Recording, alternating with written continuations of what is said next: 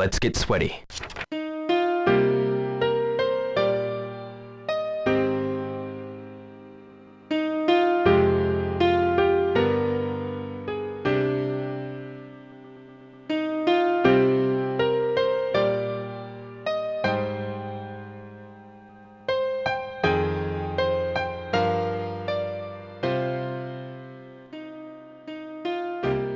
Hello and welcome to the final Shenmue the Animation recap and discussion show with myself and Mr. Shenmue himself, Uses Matthew Oliver.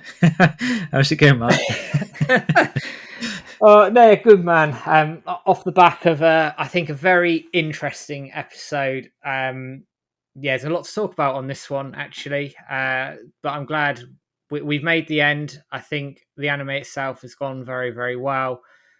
But yeah, good, all good. Looking forward to getting into this one. How's it going for you? It's going all right. Yeah, I agree. I think we've got a lot of discussion points to talk about on that, what we've just seen from episode 13 entitled Shenmue. Some good, some bad. So we're going to get into it all in a moment. But Matt, how does it feel to be at the end of a season 1 of an anime show that quite literally 2 years ago in our minds didn't even exist? Joe, I said this on stream, and I'm going to say it again. We took the dojo on in July 2020. And then we had all hell break loose with the anime announcement coming out very soon after that. And obviously we did all the 20th anniversary stuff as well. But it's a weird place that we've come to the end of this anime, because it's been part of our regular routine for the best part of 3 months now. I mean, we've been streaming it every week. We've been talking about it every week. And it's flown by. I'm not going to lie a little bit. While I thoroughly enjoyed the anime and the content that it's put out, and I think it's brought new fans in, I think it's put the franchise in a really good position. On a personal level, I can't wait for a bloody holiday. I'm with you there, mate. I think we deserve one as well. Some of the stuff that we like to do, like a lot of behind the scenes stuff that you don't really see, like you setting up the streams, and then we're doing this straight after. And then I spend all of Monday editing, then you spend all of Tuesday editing, possibly even, it depends on how quickly we can get it out, but you're looking at Wednesday, and then it's coming out on Radio Sega on Thursday, so it's got to be ready for then, images and everything, called the promo. And then Friday, we actually premiere it, and, sit in the premiere, chatting to people, and then you've got your Saturday off, which isn't really a day off because you're already thinking about the Sunday again, aren't you? So it's just been non-stop every single week for 13 weeks, and I mean, I've really enjoyed it.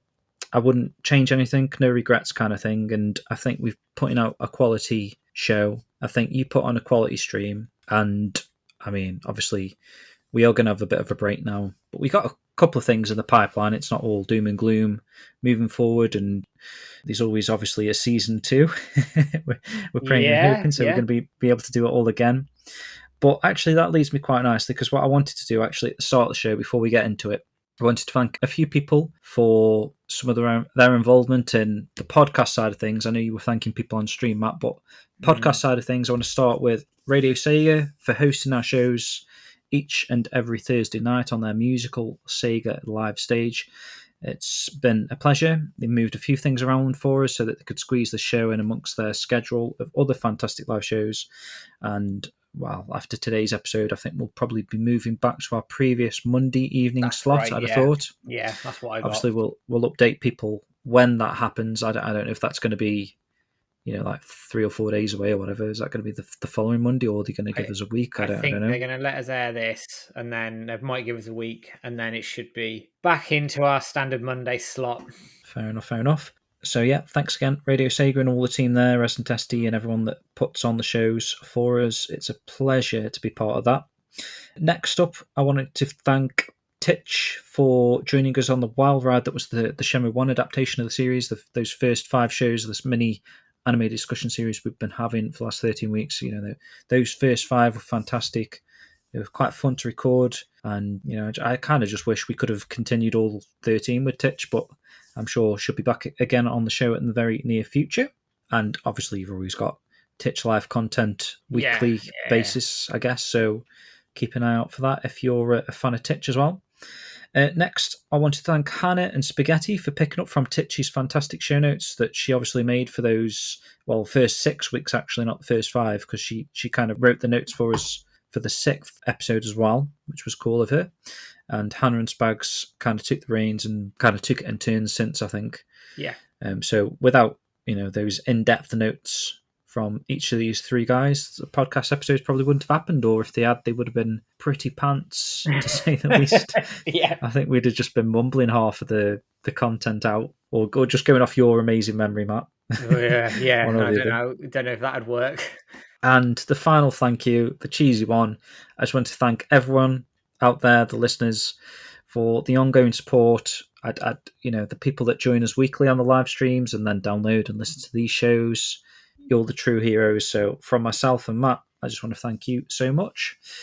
And is there anyone else your end that you want to thank, Matt? I think I just want to sort of dive in on that and say thank you to the staff behind the scenes. I mean, Sonic, she's been chucking out comparison shots for us, which has been fantastic, which means that I'm not going in spoiled to anime episodes, which is fantastic. I want to thank the guys on the forums, Jibby, Sun, and everybody else for standing by us and giving us ideas and how things are put together and content and all the rest of it, and keeping an eye on the forums. Obviously, Peter as well for looking after the back end for us, as well as Lemon. So all the staff at the dojo, we can't do this work without you guys. I know you throw ideas at us a lot all the time, and we have to sift through and go, right, do we have the time to do these? But do you know what? I wouldn't have it any other way, because what it has led to is some bloody good content for the dojo, and I think we put the dojo there in a good position amongst the Shenmue community is of a peak of, it sounds arrogant, but I don't mean to come across as arrogant, but of some quality content that's been coming out from us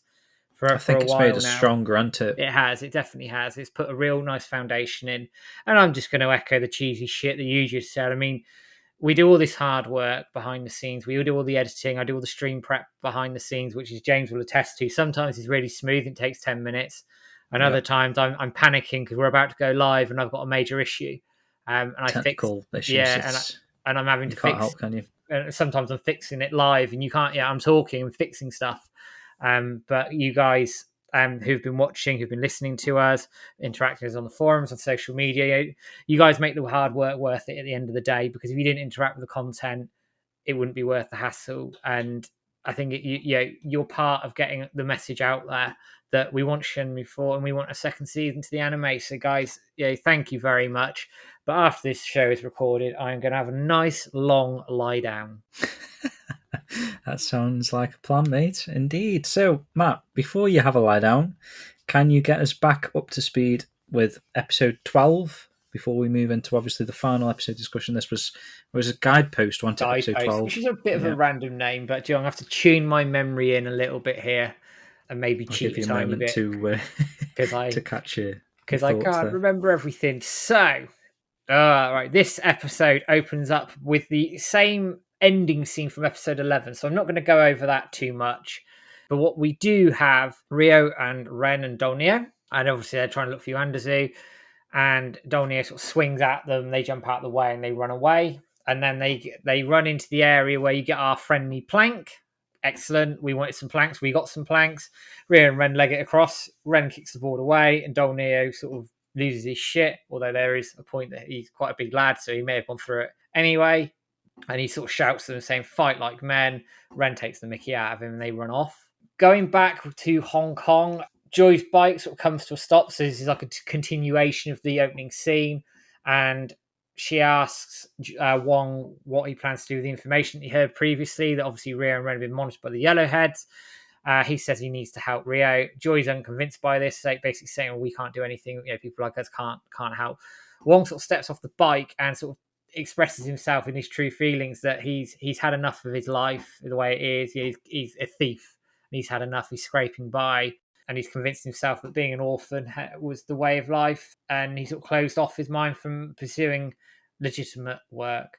But Wong has found inspiration in Ryo, and for that, wants to go and help him, which I think's really cool. And you do see that in the game a little bit. They've sort of delved, again, like the anime's done really well here, they've delved in on this. It then cuts to sort of another scene here where Joy's on her own, and she seems to regret not wanting to help Ryo. That she's in front of the come over guest house, and they play some flashbacks of Ryo and Joy's interactions from when they first met, bag getting stolen, etc.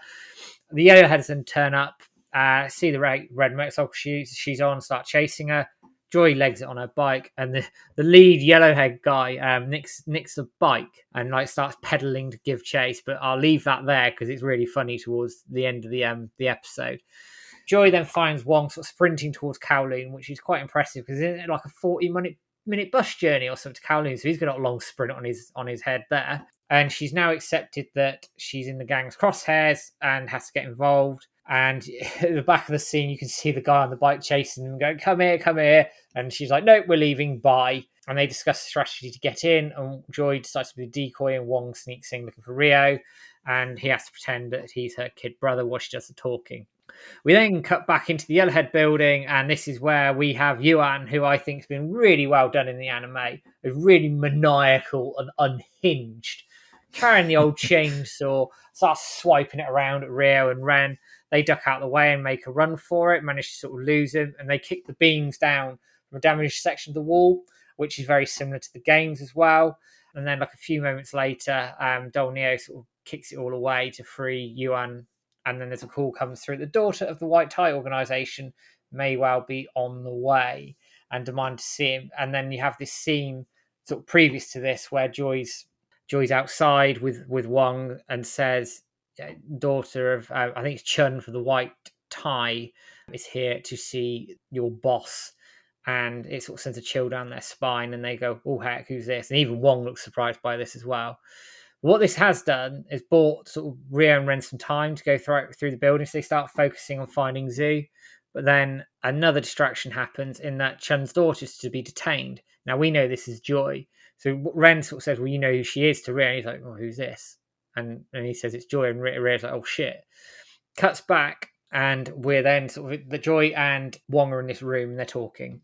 And Wong is basically instructed by Joy to go off and basically hightail it out of there to look for Rio, which he goes and does through the air vents. We then sort of, while that's all going on, later on, Joy then gets neck chopped by Master Bai, which I thought was an interesting touch, actually, at this point. And she's then taken away to the basement, and it's put over the radio at this point, and Rio decides with Ren to go that way. Meanwhile, Wong is having success moving through the air vents with some rats accompanying him. Remember the rats? And was he that falls. Last episode, that rat stuff. Yeah. And feels ages ago, that was.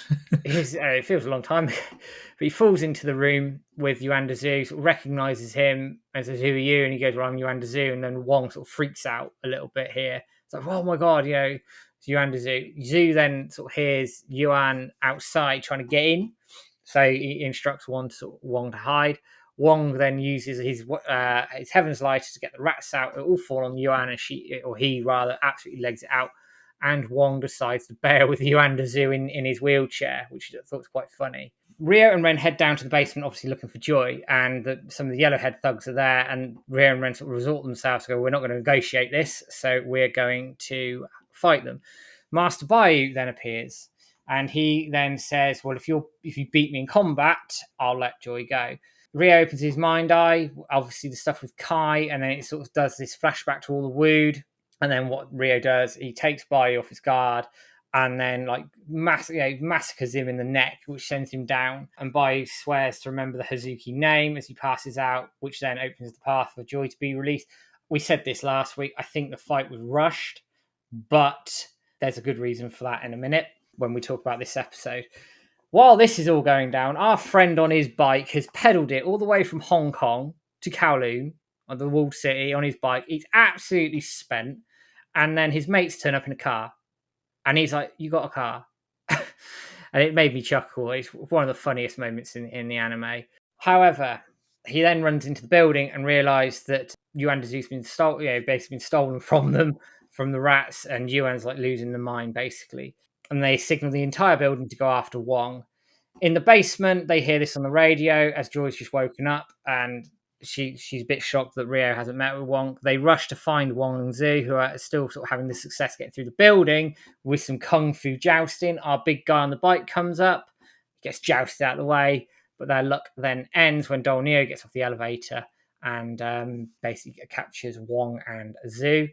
We then have a very quick sort of fight with Yuan with Rio and Ren, who are outside the elevator, who have obviously got Joy with them at this point.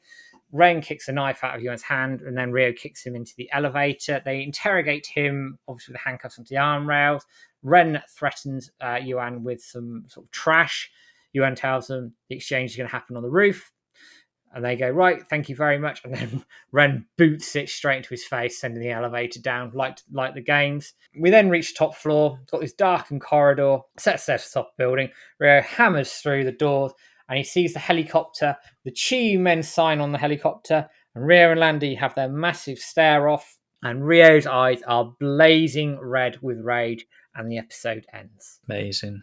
That is one of the defining moments of the anime as well, isn't it, really? Yeah. When you think about it, that moment, that is something you felt as a child, or at least I did, when I was playing Shenmue 2 for the first time, and then, seeing it again in the anime, takes you back to that moment. Absolutely. It was it took me to being 14 again. It was really good. Yeah, definitely, man. So here is the synopsis for episode 13, which is entitled Shenmue. Rio finally reaches Landy, the man who murdered his father. Blinded by revenge, Rio viciously attacks Landy. Landy easily dodges Rio's attacks and leaves. Yellowhead's Donu realizes his plan has failed and attacks Rio. Can Rio save his friends and beat Donu? Save his friends? You reckon his friends were that... Well, I suppose Wong's in danger, but Ren and Joy aren't really... They could just leave if they wanted to, couldn't they? Yeah, they could, I guess. I suppose. Well, I suppose the black suits are in the way. Yeah, okay, that makes sense. So let's have a quick musical break, Matt, before we kick things off. I think this piece of music is probably fitting to kick things off before the discussion. It's going to be the opening theme to Shenmue the Anime, of course. This is Undead NOID by Kashitaro Ito.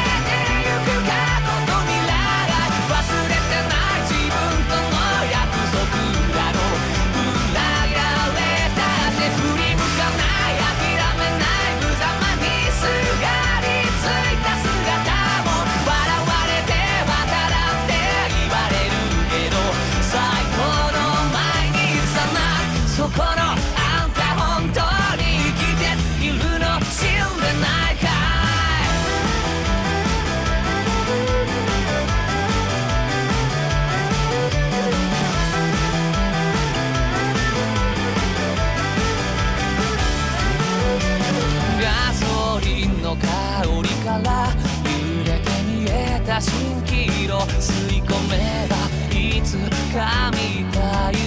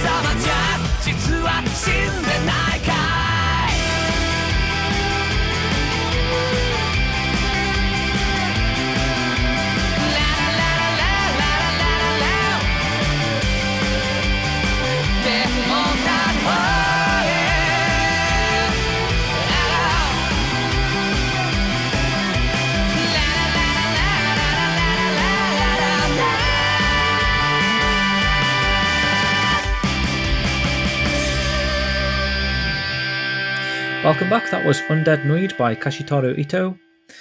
Let's get into the episode now, Matt. So I'll start us off with the opening sort of stuff here. So we're back on the Yellowhead building rooftop. In fact, I think the episode starts sort of with the doors opening again. It goes white, this big, fades to white, the screen does. And you've got the same sort of stare between Rio and Landy. They're kind of recapping, but not. It's continuation of the previous episode there, how that ended. And we get a flashback sequence of Iwao's death. So it takes you all the way back to the very first episode where Rio obviously enters the dojo and Landy kills Iwao. And you get in that sort of, I suppose maybe it works more for the people that haven't played the games that are getting reminded of this event. Yeah. I mean, if you're playing the games, you kind of, I don't know, I'd say you remember why you're on the journey, but perhaps, this is the proper realization for all viewers here that it's Landy's in front of you. This is the man that killed your father. And yeah, the flashback does a good job of depicting that moment. So on the Yellowhead building rooftop here, we've got Ren and Joy arriving, while Donu dangles Wong over the side of the building. So it's very similar to the Shenmue 2 aspect here. I think at this point, is Landy on the helicopter, or is he not on the helicopter? I think he's like descending the helicopter. He's descending from the helicopter. As Dolnio's got Wong over the edge. Yes, that's right. So at this moment, you think it's playing out like the games, in a sense. You see Donu hang Wong over the side of the building, but we know there's going to be a little bit of a twist here. Landy actually gets off the ladder of the helicopter, and Rio flies towards him in a rage and attacks. You see in his eyes, it actually zooms in quite well on his eyes, doesn't it?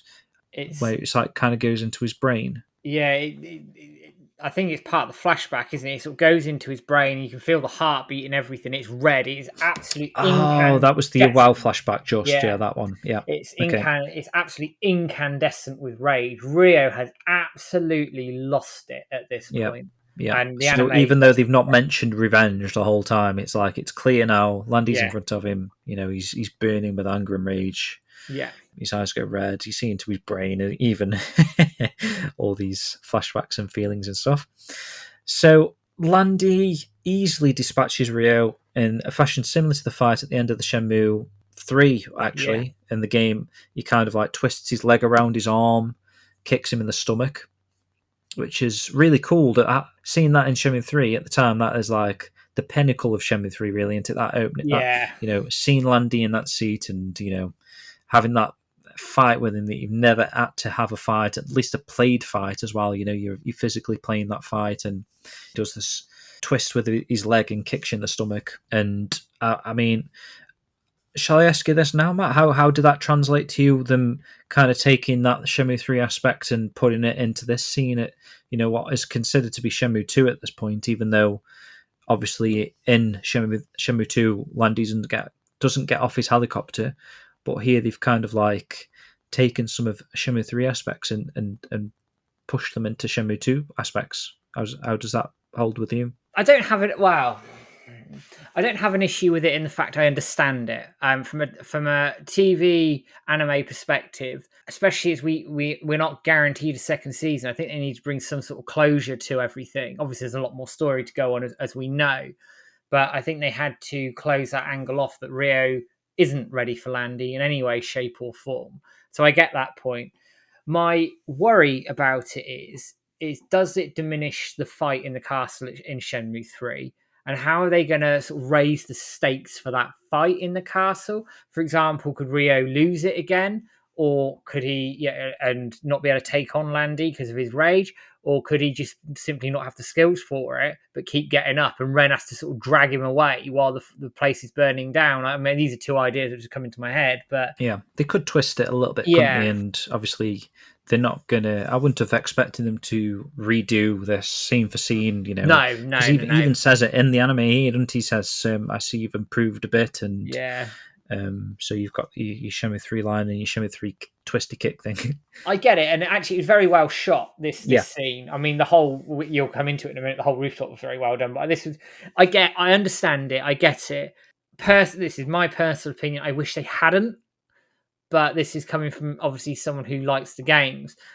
I'll mention my wife a few times this podcast. I think she felt it was quite a good idea to do it that way because she doesn't know the games and doesn't Yeah, know what that's the thing, happened. mate. I think as an anime viewer, you've got to get in the mindset of that, what Yeah, they want to see, yeah, what they are actually watching compared to what we played. We exactly. know Shenmue's not for everyone.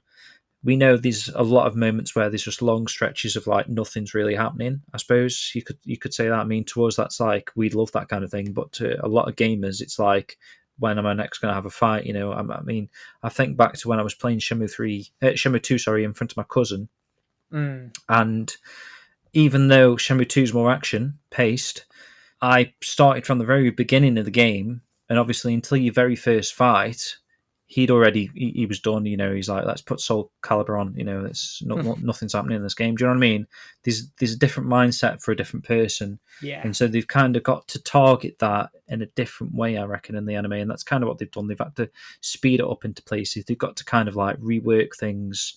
You know, in this particular moment for anime viewing, basically this is the finale of a season. Are you just yeah, going to have Landy on a helicopter and nothing happens, he just flies off?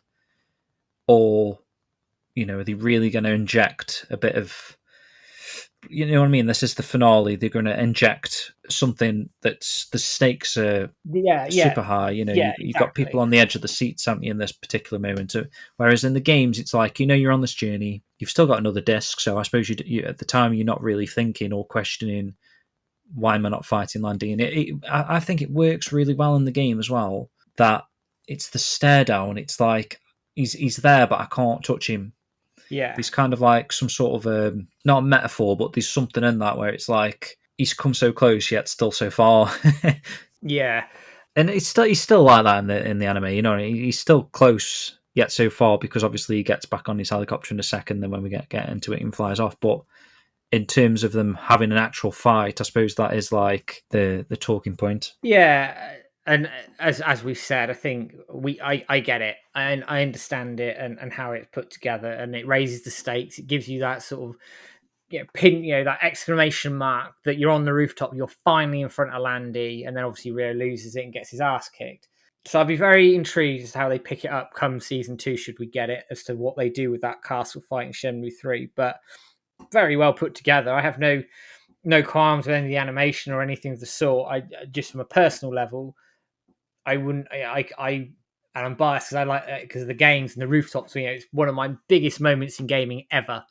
Yeah. And I don't think for me, it didn't need that Landy fight, but wider of me and people coming in watching this from an anime point of view, I can see why it needed it. Mm-hmm. Yeah, I think we've got some sort of contrasting sort of things. Like there's something that happens later on in the episode where you're like, it's okay with you, Yeah, but it really bothered me. Whereas like this is okay with me. I think this works quite well, but you know, it kind of bothered you a little bit. yeah, it's probably So fair. it depends on what part of Shenmue kind of resonated you with the most, I suppose, how disappointed you're going to be with certain things. But let's move on from that. So again, I'll just say Landy easily dispatches Rio. So he sort of grabs his arm and does that leg twist. Yeah, And then you've got Yuanda Zui. He's calling Landy off, and he's trying to get Wong saved from Donu as well. So, you know, this is kind of like Zuyandar. I mean, I don't know how much interaction he's had, but he's had a little bit of interaction. You got that context with Wong, the previous episode with the rats. Wong's kind of like helped him, saved him out of that room, and he's told him that you know, Rio's trying to help Zuyandar, and obviously Zuyandar knows Rio's father, so he's got reason to help these characters, if that makes sense. You know what I mean? So yeah. Zuyandar's actually he says, if he comes up with a bit of an ultimatum for Landy and Donu, he's saying like, I'll tell you where it is. What's it? I don't know. It's not actually ever spoken about as to what it is. Like, what are they getting at? We'll go with that anyway. So he says it is in Bailu Village. So I don't know if we can maybe think about that in a moment, but yeah, okay. It says not exactly told what it is. I'm trying to think then, what would it be? So it would be Could it be Bailu Village. Could it be the scroll that you discover with the cave temple, the Great Wall, etc.? Could it be that? Possibly, but Could it be the main cave? I don't know. Or could they even be insinuating that the mirror's there? Possibly, like Because it's a bit of a decoy. because Maybe that's what Zoo they're thinks the mirror's there. because that's what they're looking for in Yeah, Shenmue that would 3. work, wouldn't it? So it must be The the mirror. trashing Bailu village, aren't they? The trashing Bailu village in search of the mirror. That works, doesn't it? Really? Yeah, And then not you say if you hound a whole village with thugs, which is what when you're playing Shenmue 3, that's what the villagers are saying. All these thugs have come and trashed my house. They've targeted stonemasons because Yeah. they're after the mirror, aren't they? Yeah. Yeah. That's why they pick the stonemasons' properties to be going around saying like, "Where's this fucker? Tell me where this stonemason lives. Mr. Kerr or whatever lives over there. Shenfor's thing is over there, kind of thing. He often works in the cave. Possibly. You can kind of piece things together there. So they've gone into the cave and taken Shenfor's father or whatever. Yeah. In the grand context of things. So that kind of works. Yeah. Okay, that makes sense. excellent. Yeah, I'm glad we've kind of come to that Got there conclusion because eventually. yeah, it's confusing when you just think of like it, but when you think about what we know from Shenmue 3, it makes works perfect actually, sense. doesn't it? Yeah, It makes perfect very good, sense. very good.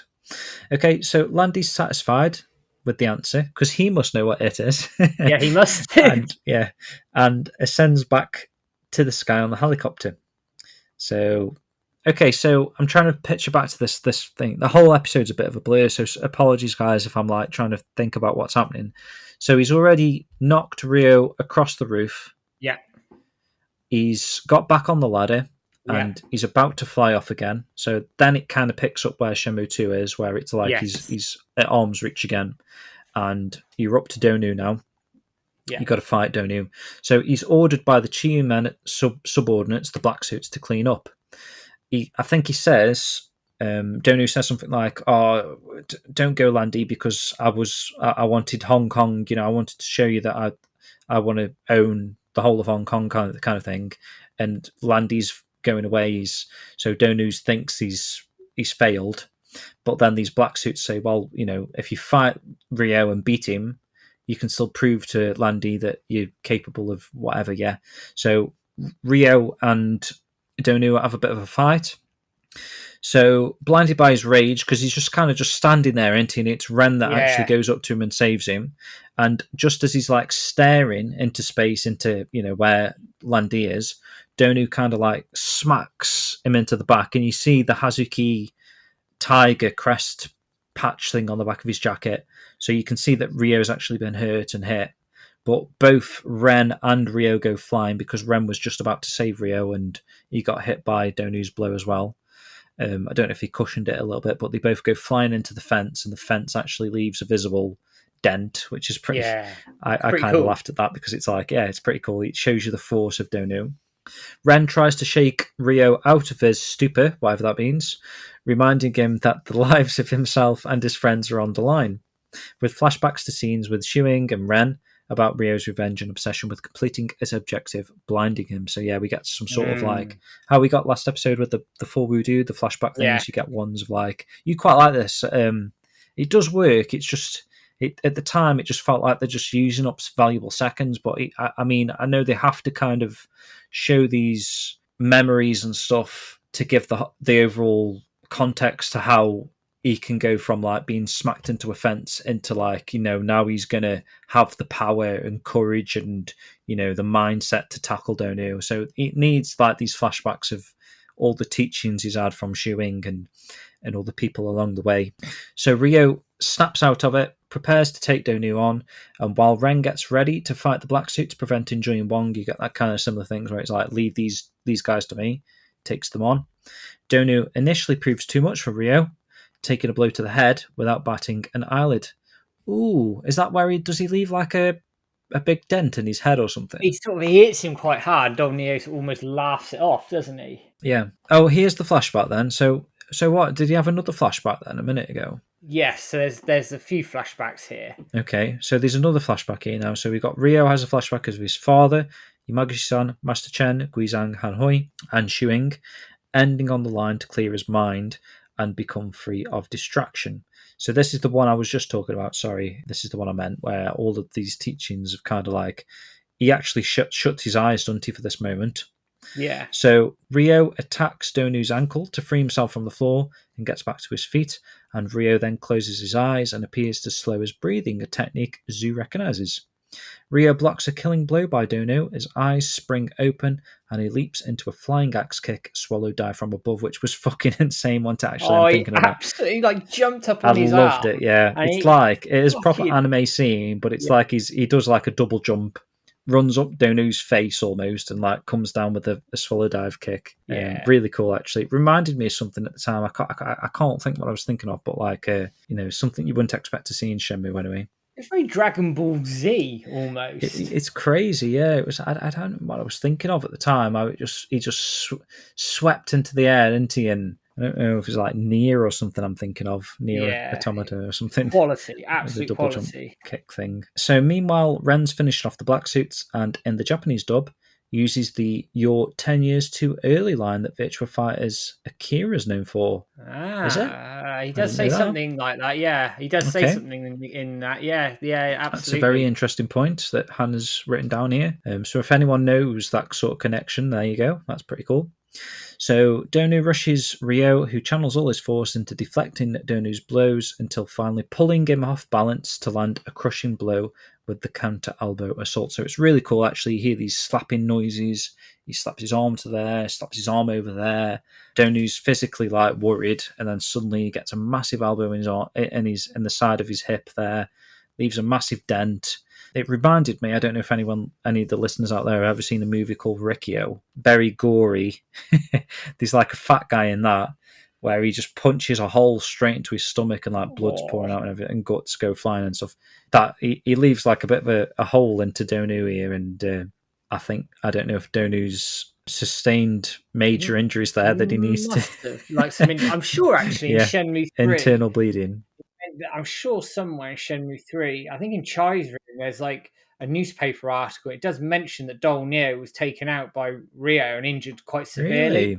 Doesn't kill Shenmue him. 3? Yeah, I'm pretty sure. I'd have to check it again. But I'm That's sure really I read cool, man. I don't think I've ever seen that. So that I never put two and two together. So if I've got a save near it, I'll try and get some footage for the video. I'd like to see that. Yeah, I mean, I've seen like magazines and stuff in Shenmue 3, but I don't remember like a news article that mentions Donu. I will check That's it. pretty to make cool sure Easter egg. I read it somewhere, and then I was like, yeah, it does make sense. And then, but I could be completely wrong and made this all up on the spot. And sorry. No, I like that. If that's true, hopefully you can find that.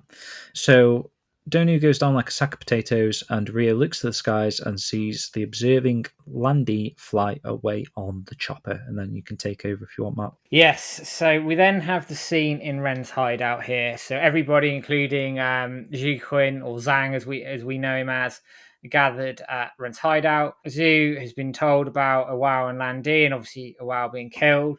He details that Landy is Long Zheng Zhao, which we obviously know from the games, and he thought Awao had killed his father, Zheng Ming Zhao, and is therefore seeking revenge. We see the flashbacks to the Wallin Shu and Landy talking to Awao. However, Zhu can't actually confirm Landy's assumption at this point. He doesn't know, which is similar in the games, that he doesn't really know what's happened. Ren asks about the mirror, and Ren gives it to Zhu, who knows it, saying it belonged to Zhengming. He said, pair with the dragon mirror, it forms a key. And we see the illustrations of the mirrors and a yellow banner with the blue dragon reaching for a red bull. He says it unlocks the treasure. And Ren gets all excited about this, and Joey and Wong are less impressed. Now, this is sort of where they retconned a little bit here with the whole smoke and the mirror thing, with the lights and everything that Zhu does in Ren's hideout in the games. I was a little disappointed they didn't do it. Yeah, me too, mate, because I don't know, like you said, it could be a flashback or something. I mean, if you think about some of the stuff they skip in here, if they are saving it for a season 2, then that makes sense. But going in blind, not knowing if there's ever going to be a season 2, where we're at, what they've used or what they've told in this particular episode is a little bit disappointing in some aspects, because, like I say, if they do it in season 2, then that's great. And, you know, you've got smart writing there to save this sort of stuff to season 2. But that scene is pretty iconic to me. That's something that I love the mysticism in Shenmue 2. I love, because in Shenmue 1, it's very down to earth, very grounded. stuck in It's reality. very grounded, isn't it? Very grounded. The only little inkling you get of any sort of magic or any mysterious nature is that line from Master Chen that says Chiyu will resurrect himself on Earth or whatever, yeah. But in Shenmue 2, it takes it that up a notch where you do start to see these things unfold. You start to see the smoke and mirrors things, the very first thing I think you see that's like, what's going on? This is crazy. So if anyone's coming from the anime side of things that hasn't played the games, basically in this scene, Yuanda Zoo's got the Phoenix mirror out on the table. Yeah. He gets Wong to turn the lights off in the room, and he gets his pipe out, starts lighting it and smoking it, and he actually blows smoke above the mirror, and it just suddenly starts showing these little dots, basically floating lights coming out of the mirror. And what they end up being are the constellation of, is it the Big Dipper or is it the one, Matt? Yeah, it's the Big Dipper, and then obviously the dragon's the other side of it. Yeah, okay. So basically what happens are these lights coming off the mirror, which are in the formation of the Big Dipper, so they're the stars, and a heavy emphasis on stars if you try and find these hidden scenes in Shenmue 1 where they're talking about the mirrors. These are the good scene actually in the China shop where she shows the picture to Rio of the star formation of the Big Dipper. There's that scene on the rooftop. I think we even had it in the anime series where they're looking up at the stars and there's the Big Dipper in the sky, Rio and Ren, when they broke out the jail or whatever. There's also, I don't know if it was in the anime, Matt, but Shenfar looking up at the stars and it's the Big Dipper in the sky as well. Yeah, I don't recall this. And Rio has a dream. There's a lot of starry moments anyway. Yeah. And the mirror is like the kind of the context behind the significance of seeing the Big Dipper. And I forget the name of the other one. It's like Synopia or something. Is it? I can't remember. We covered it in one episode. We did cover it in one of the podcast episodes. And I forgot about the other side of what would be coming out of the dragon, I guess. I think it's the Big Dipper actually that in that Russia China shop scene. Yes. The shape of that is the dragon, and the shape of the other constellation that I can't think of right now is the Phoenix. So the fact that the dragon constellation comes out of the Phoenix mirror is pretty cool in a way that it shows like the connection between the dragon and the Phoenix mirrors. So basically what I'm trying to say, or what, because you were the one that was brought this up, Matt, but that whole scene being cut is pretty significant. And I don't know, like I say, it'll work if they do a flashback to it in season 2, but at the moment it's like they've cut that, and that's a bit worrying. It felt odd to cut it because, as you say, it's quite an important part of everything that came together. I mean, I suppose the thing you've got is the whole Bailu village stuff is mentioned on the rooftop, which isn't in the game, and it's again mentioned here. But the way it was, I don't know. For me, I think it's just an important part of the mysticism of the prophecy and everything else in between it, and all this sort of building around the lore around the Guardians of the North Star, but that's not really talked about too much in the anime. Now, whether that's because it's not particularly relevant to the mainline story and they cut it out, possibly. But obviously in the games, they start talking about how it all links together and the whole Chinese mythology, which we did an episode on. I don't know. It's a shame. I'm not sure why. It's one of those changes that I look at and go, not quite sure why. But we if they do a flashback to it, all is forgiven, basically. Yeah, exactly. It's another one of those. If that was the only thing in this episode, that would have been my 5-star corpse of this episode. But obviously things change a little bit later on. Yeah. So Zoo sort of continues to say you can only get the treasure if you have both mirrors, and Ren is obviously disappointed by it. Joy reprimands and said the most important thing is to get to the truth of the Wow's murder, which is a different sort of tone struck than the games. Zoo then tells Rio to go to Guilin, where a Wow and Zungmin train together, and where you can find Phantom River Stone that the mirrors are made of, same as the games. He mentions that the descendants of the craftsman should still be there. He says that Landy's going there, and then you get the flashback to Landy on the roof. Bailu village, Rio repeats, angry but calm. Ren comments that he didn't touch his plaster this time, or his bandage, which is interesting because that's quite symbolic. That's part of his rage, isn't it? But he doesn't touch it here. So I do wonder if Rio is starting to channel that aggression, that anger a little bit. And Zhu tells Ryo, which I found this is interesting actually. Zhu tells Ryo to keep faith in his father and to pursue the truth. So it's almost like here Zhu's like believing that Awao didn't do anything, but that's not really alluded to in the game. Ryo's like, father would never kill, but Zhu sort of doesn't brush it off. He goes, well, I'd like to think that, but here it's more definitive. He's like, no, he couldn't have done it. He couldn't have done it. Did we got that with the Kai guy? He said your father would never kill, right? Last episode, So after that, we have, oddly, at 10 minutes in at this point, the opening credits. Yeah, that was strange, wasn't it? Weird. I'm just going to before I sort of go into the next bits, it did work okay, though. It was actually okay. It was fine. I mean, the song's great, so we'll let it off. But to the point up to the opening credits, and actually the next few bits I'm going to go through is absolutely spot on. The opening, I'd argue, is probably some of the best, hands down. I'm wondering, I'm thinking now, do you reckon they did the opening credits here to I reckon it was deliberate, make you to make you feel like the next part was like the episode? Yeah, almost like this part's finished. Now we're going on. Yeah. I think it was very deliberate. But just as a sort of a summary point to the rooftop fight, perfect. It was the only way I can describe it. Yeah, there's some changes to it, but the animation, the fight scenes, Landy, perfect. So well done. I'd probably say it's the best scene of the anime, bar none. Superb. Yeah. Superb.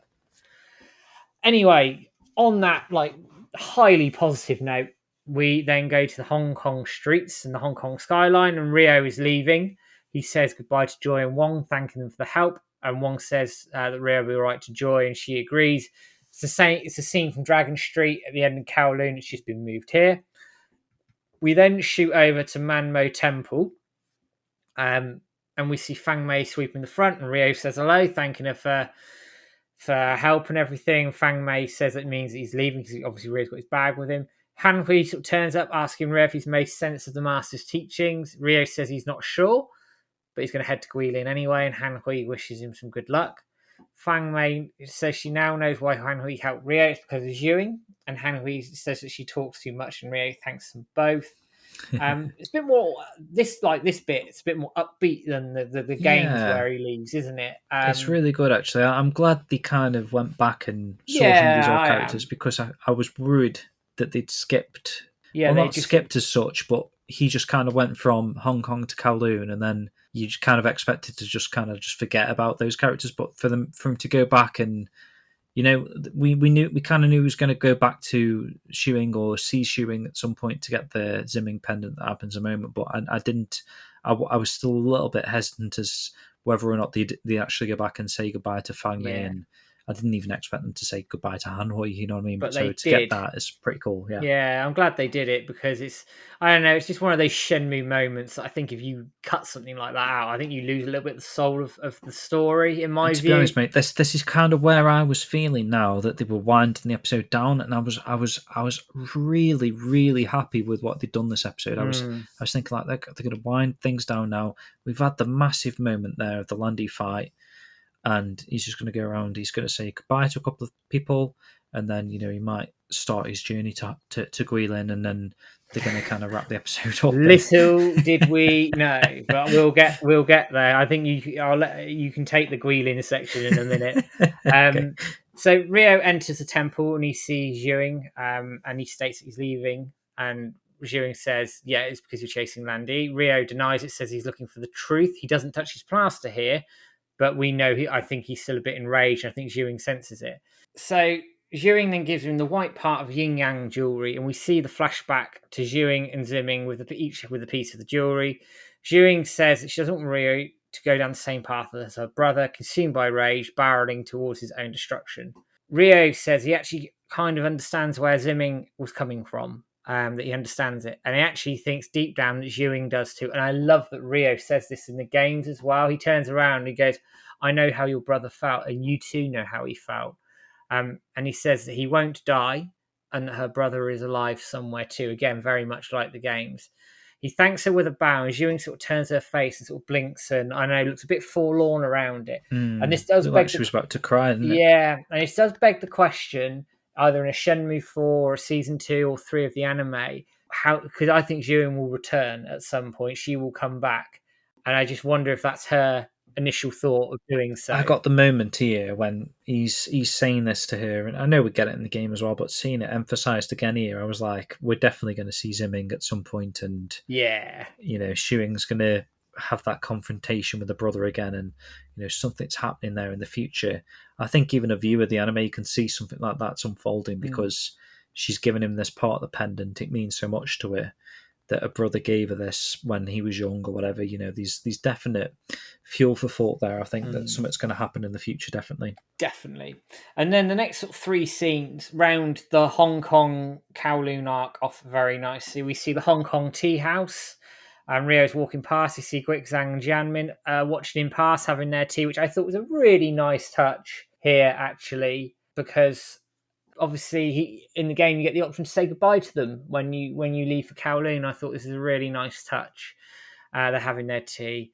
We then cut to the graveyard with a cemetery where Joy's mother is buried, and seeing some lilies, which I think is ironic because the lilies are a Wow's favourite flower. She comments that her dad has been visiting and that she should visit him too, which confirms he was alive and obviously not killed in the in the bombing of the car. Which we did mention last week, didn't we? We were saying like I couldn't tell if they were trying to say that both parents had died, or she blamed her father for her mother dying, but he could still have died in that car thing. But obviously, we know he did. He didn't die. So. And then the final little scene here, and this is brilliant. This made me laugh on stream. Ren meets his gang, who look all confused, and they see Wong, who's selling bananas from a stand, and they say he must have lost his marbles, so he's obviously gone on the straight and narrow. But what we do see, a Super Monkey Ball reference there, marbles and bananas, possibly. But what we do see is Mr. Daylin. He is sat trying to buy bananas from Wong. That was such a good Easter egg, like perfectly well. I honestly, I felt like I'd seen him. Was it last episode, or there was an episode where I was like, "Is that Dalin?" Just as a passive thing. But this is definitely Dalin, and 100% him. And Ren sort of shrugs it all off and says that no one in the city is right in the head. And we see Ren walking up the harbour, so into the distance, says, "Guiling, that should be fun." We see a zoom towards the skies where you think the episode would end.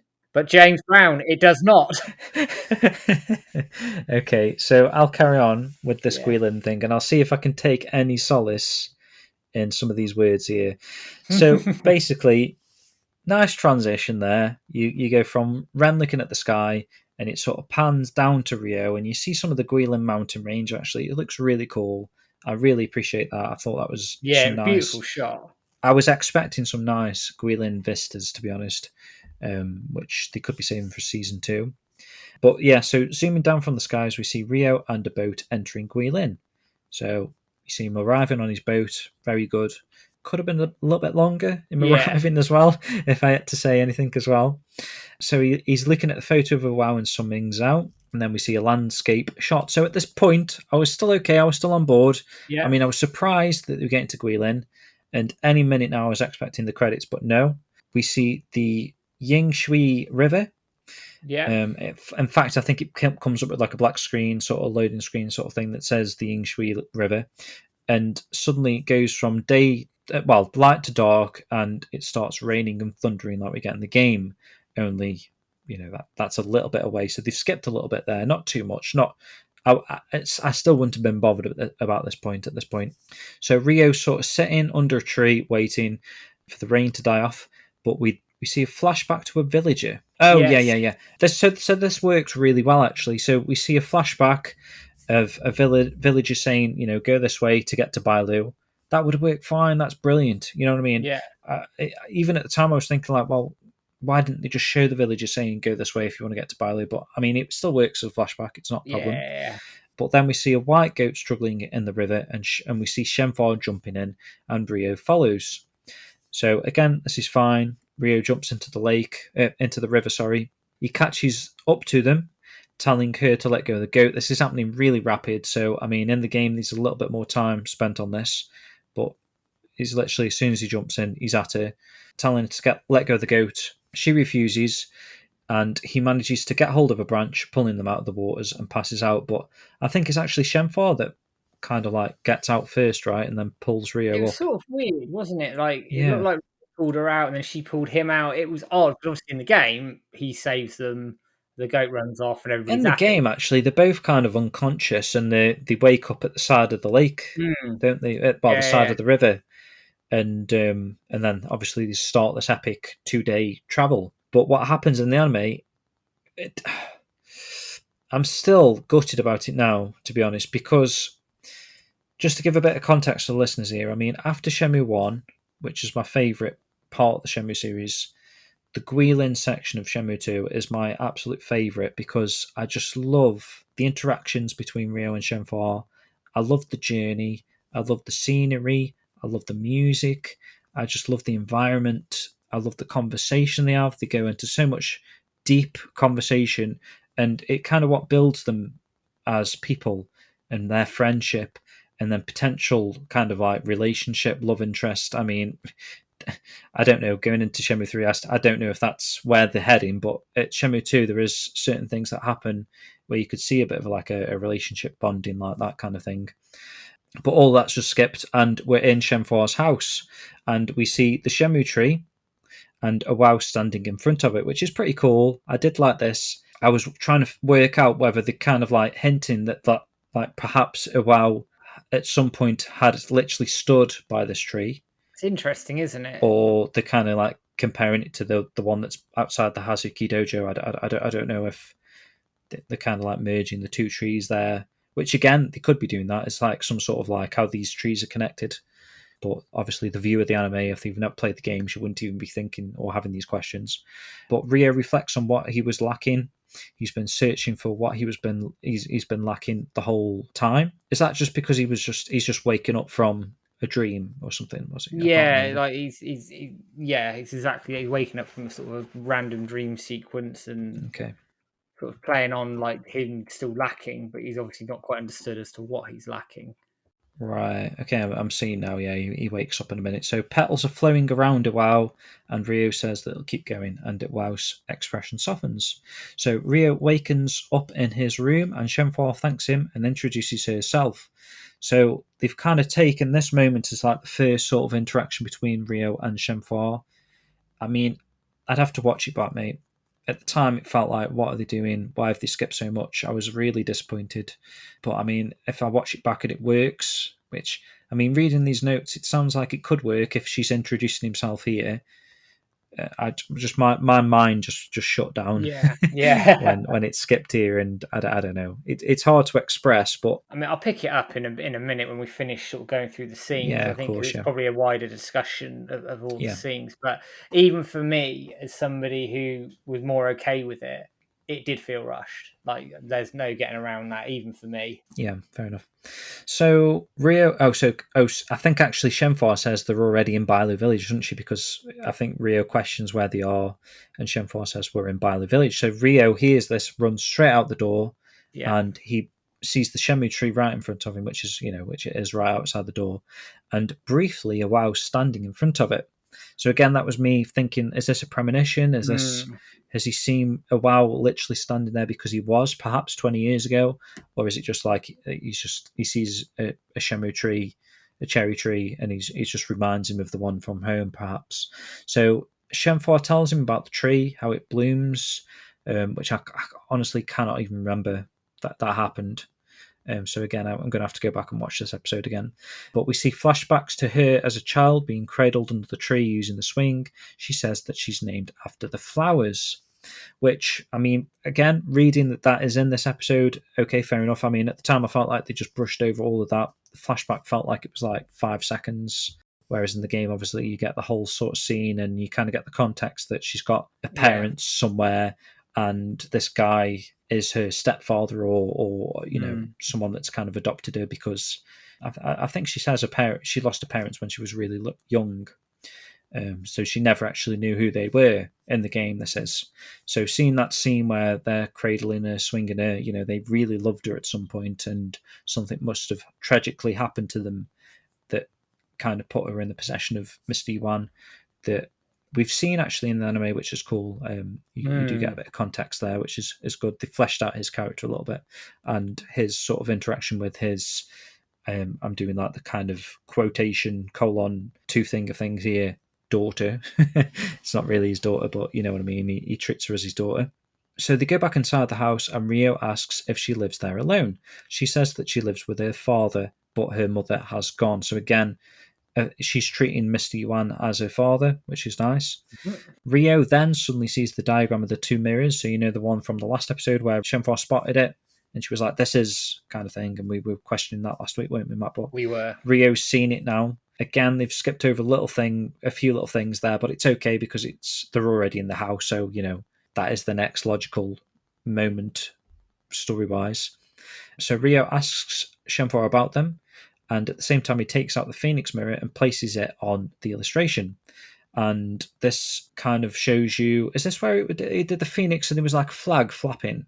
Yeah, and they sort of moved. Was that they did the was that the Yuan Dezu thing? That was the zoo thing, but here they did like a very similar scene to the game where the mirror and the diagram meet. Okay, like I say, man, it was all a blur because at the time I was just so disappointed. I just couldn't. I just felt like I was just watching.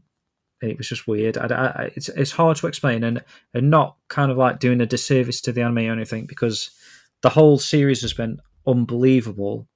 But just the Guilins thing just means so much to me, and I was just a bit, I don't know. I think as well, like, this is interesting. I'm sort of jumping on your point here a little bit before we get to the last scene. But when Shenhua talks about being made of Phantom River stone, she tells the legend of the village that the Emperor had ordered the mirrors made, but disputes about its ownership due to the hidden powers ensued, and many lost their lives, which is interesting. That's touching on Shenmue 3. Okay. That bit there. And then I didn't honestly didn't even take that in. So that's cool. And I do remember it. And then she says, well, my father might know more. And then Maria goes, can I meet him? And that's sort of then when we end up at the next scene. Right, okay. So do you want me to finish this off then, Matt? Yeah, go on, finish squealing. Okay, so we then jump straight to the stone pit. Well, we've got the path leading to it at least, and then the entrance, and then inside, Shenhua and Rio have the torches. Shenhua comments that the door's been ajar, which never happens, and something is off. Inside, we see stone formations and waterfalls, and then Rio calls to her. They find a letter. We see the Sword of the Seven Stars, which is like the dagger, like it is in Shenmue 3, so I suppose that's kind of consistent with Shenmue 3 at least, and the Shenmue theme starts playing, I believe. It does, yes. It says who, but I think that's the Shenmue theme, right? As in the game, the letter's read out. Her father says that their family's life work is done. The village law has spoken of this day, and Shenhua is to take Rio, the one with the phoenix, through a trial of proof, and then trust herself to him. And then we see them walking. We see a waterfall. Her father's saying she's to keep the sword by her side and think of him as it, that he is watching over her forever. So that's pretty cool that they're not erasing the sword sort of aspect out of it. They've just sort of retconned the mysticism and the floating bit, the floating bit, and the He-Man size sword.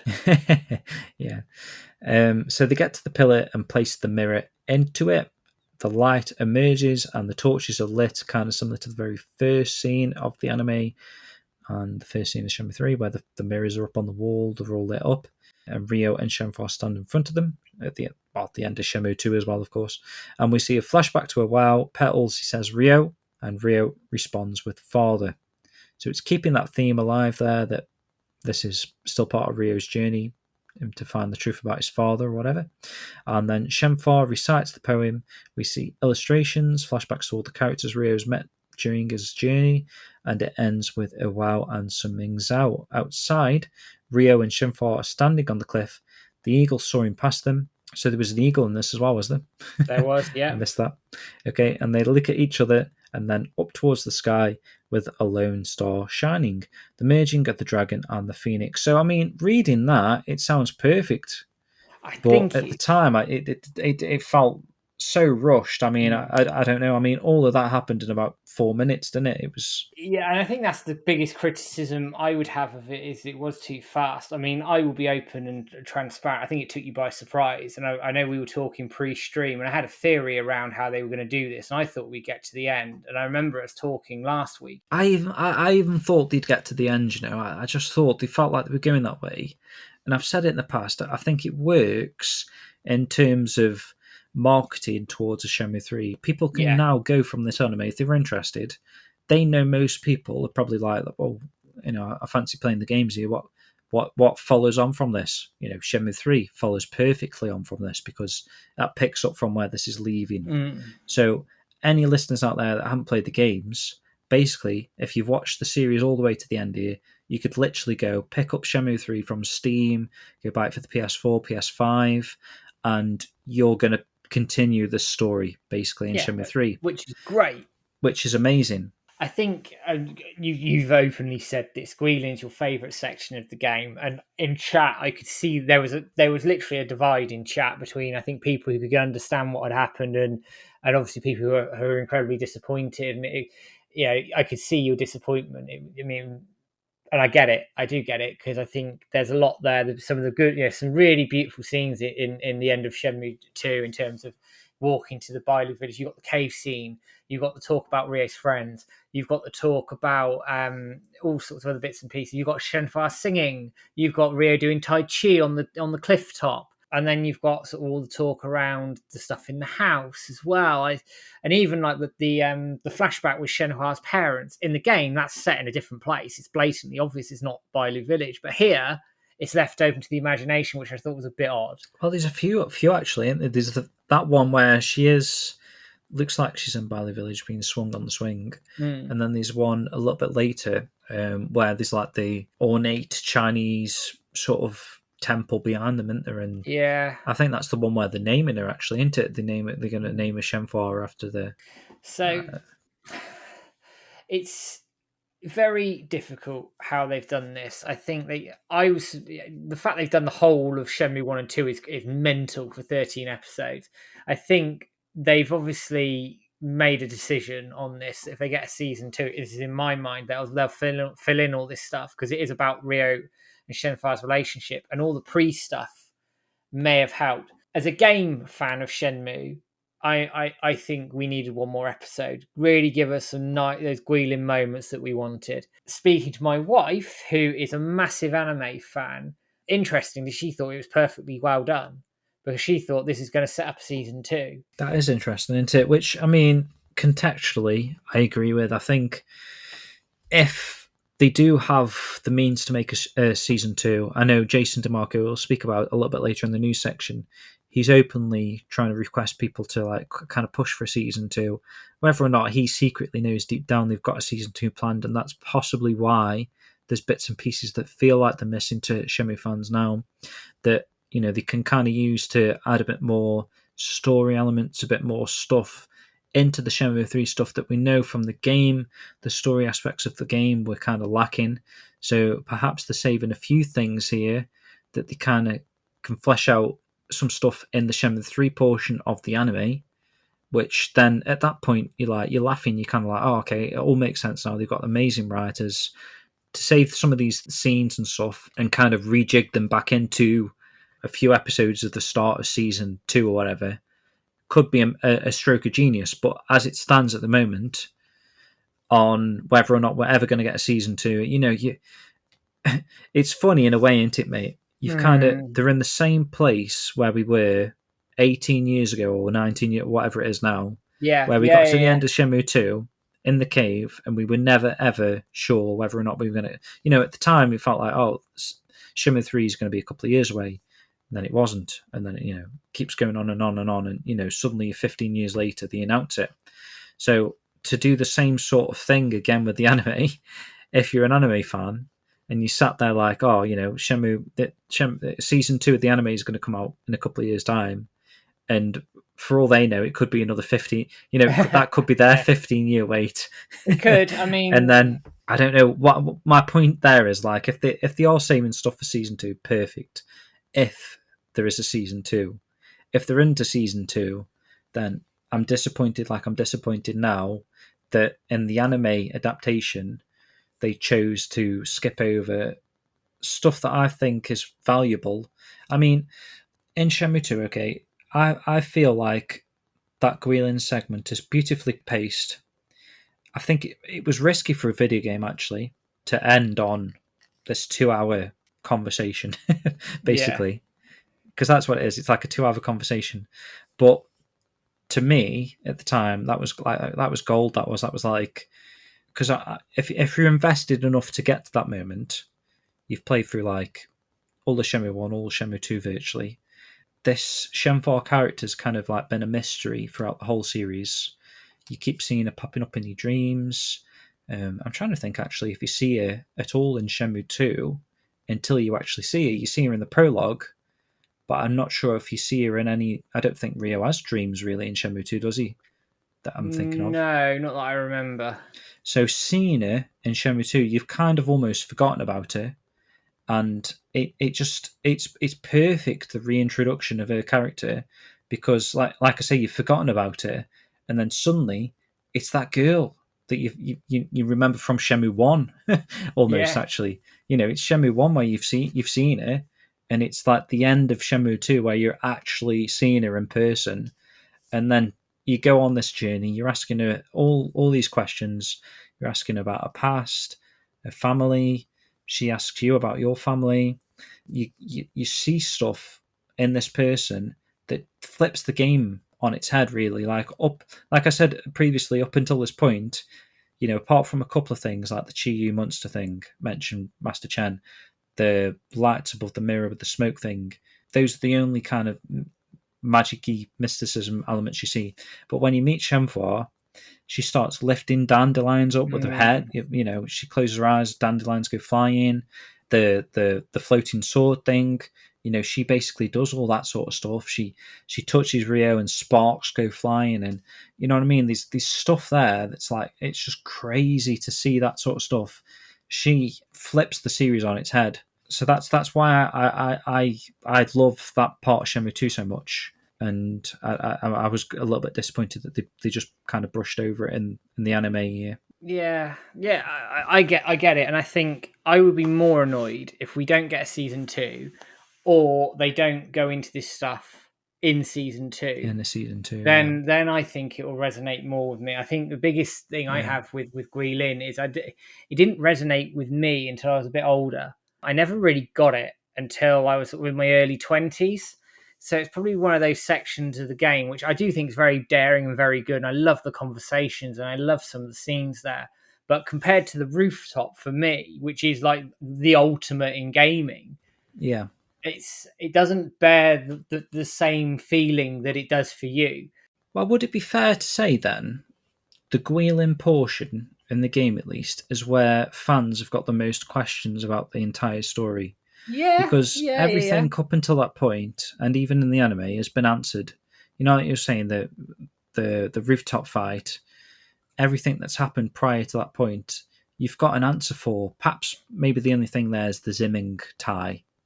How he's incorporated in the story. But everything else after that, it really makes you question the story of the game. How you got your questions about the mirrors, about Shenhua, her past, her real parents, all that sort of information there.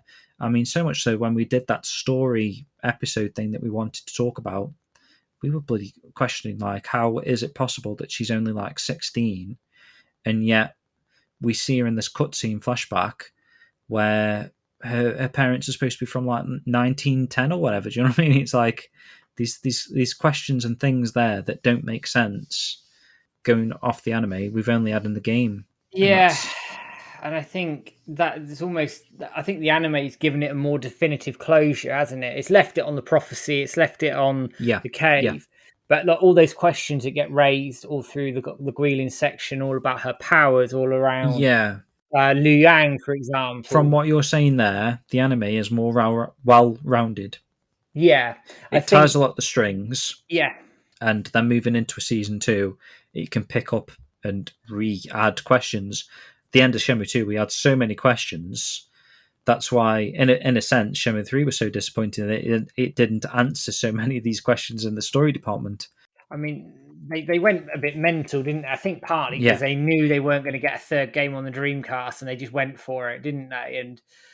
And that was the end of it. Whereas I think here with the anime, yes, I don't disagree. I do think it was very, very quick, but they've answered a lot of the questions. They rounded a lot of the story stuff off in terms of the wound, in terms of Ryo getting hold of Lan Di and not being good enough, in terms of Ryo starting to dissipate his revenge. and they haven't really gone into Shenfa. Only that she's there in Bailey Village with and some of those scenes are beautiful. They're brilliant Yeah. scenes, and I love the anime for that. I think they did some really good stuff, but they've left it at a point where they've sort of they've drawn a line under it and gone, season 1 is done, season 2 is now X, Y, and Z. And I think I think I'd agree with that point. I think for me, it's rounded things off enough that they can then pick it up immediately and go with it. Whether we get a season 2 or not is a question. Well, for me now, it kind of wants me to get a season 2 more because I want them to like fix some of these things that have kind of left me wanting more and feeling a little bit disappointed about the ending there. If they can pick up a season 2, I'm all for it, because it could reintroduce some of these things that I'm disappointed about and ultimately set me back into my ways and on a good note. Yeah, I mean, it's a risk, isn't it? Season 2 as to how far it's going to go. As I was saying on stream as well, like we haven't got Shenmue 4 yet, and that's not confirmed. So, and if the game isn't looking likely, do they commission a season 2 and go into 3 and 4? How do they handle all of that together? Does it go past the source material? Does it give then? I think Shenmue 3 gives the anime team license to do those things and fill those gaps in, because obviously you've got the mainline story in Shenmue 3, but there's not a huge amount around it in terms of the character development and the other bits and pieces. So I think the anime team can use that to their advantage and fill those gaps in, as long as it's done very well. And it does fill those gaps in, and it does give, I think, people like yourself that closure who want that closure, and I get it. Just a quick question, Mark. Could you see them getting a bigger budget for second season? I could. Because I think it's been... Now they know it's been successful. It's been a rip-roaring success. It's trended every week on Twitter. It's led the Toonami block. Jason DeMarco wants to do it. Crunchyroll have obviously put some money into this, hence why we've got to be harassing them, which we'll talk about later, of course. Yeah. But I think to round us off, certainly this portion of the podcast, I think the anime is been nothing but brilliant to the franchise. We obviously will talk about our final views in a separate episode, but it's been, it's 9 out of 10. There are some issues I have with it in terms of the 5 stars court building room and the Master Bayou fighting yourself for the Guilin section. But if you'd have said to me at the start of this, you're going to get a 9 out of 10 anime, people are going to want to play the games, people are going to be excited around Shenmue again, I wouldn't have believed you. But the fact that we are now in a position where the franchise may not have broke the mainstream, but it's a darn sight closer to doing it than it was, and people are wanting to play the games, wanting to get involved with the franchise, wanting to get involved with the community, we're in the best place we've been in years. We've got news coming out of our arse at the moment, and we have, which we'll cover. Feels like it's non-stop. Yeah. So I think this has been a blessing, an absolute blessing. This anime series, because not only has it introduced, like you say, new fans to the series who you've seen picking up the original games, picking up Shenmue 3 or whatever. They could definitely pick up Shenmue 3 now and continue and get to that stage where we all at for Shenmue 4. And I just think it's, I don't know, match made in heaven, really, like intertwined. It's just worked really well for people catching up to the series that perhaps have never heard of the games, perhaps never heard of the series, and perhaps don't want to sit through 2 whole games or whatever, I don't know, or especially ones from like 1999. If you want to flip it on its head, though, the people who do pick up the games are going to get all this wonderful stuff that we've talked about that isn't in the anime, and more besides. So it works both ways. If people pick up Shenmue 3 and carry on, great. If they go, sod it, I'm going to start from the beginning, great. More the merrier. Get involved. Do you know what? And this goes for the community as well. This is the opportunity. This is it. And we have to take advantage of this. We have to jump on this. We have to make sure that this anime gets its merchandise, it gets its second season, and it all pushes towards more Shenmue, which was what we all want. Exactly. And why wouldn't you? Well, it's absolutely buzzing at the moment. It's just lap white hot. It's white hot at the moment. Yeah.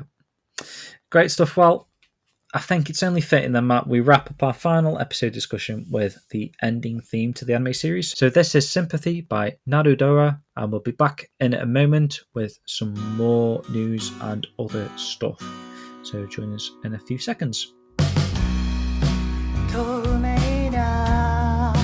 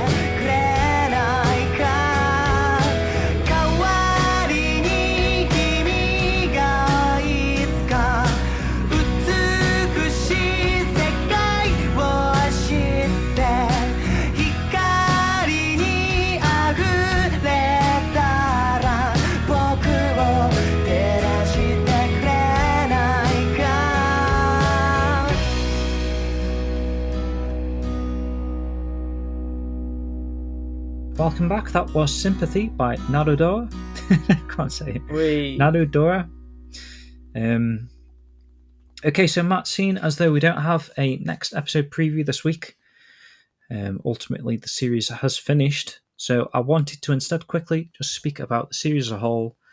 I think my personal fondest moment was probably episode 6, stepping off the boat, seeing how fresh the anime made Shenmue 2's world feel. I think, while they smashed out the park with the first 5 episodes of Shenmue 1's adaptation, I love the characters there. Nozomi kind of ended up being a bit of a highlight for me, but entering the unknown waters of Shenmue 2, wasn't quite sure how they were going to pull it off.